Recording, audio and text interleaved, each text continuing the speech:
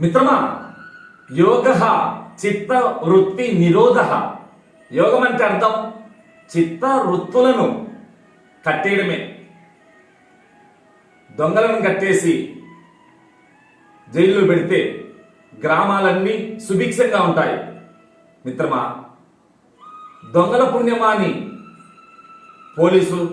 పోలీసులు, మరి శత్రువుల పుణ్యమాని మిలిటరీ వాళ్ళు, మరి విద్యార్థుల పుణ్యమాని టీచర్లు, రోగుల పుణ్యమాని డాక్టర్లు.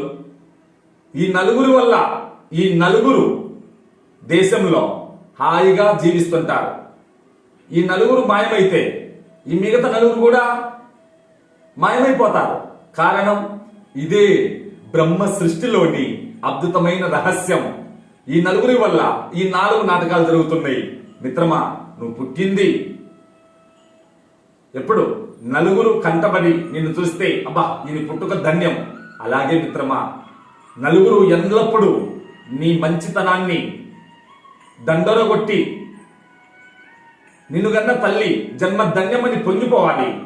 మిత్రమా, నలుగురు అంటే 4 వేదాలు, ఆ వేద సాహిత్యం పట్టుకుంటేనే మన జన్మ ధన్యం. జై భారత మాత.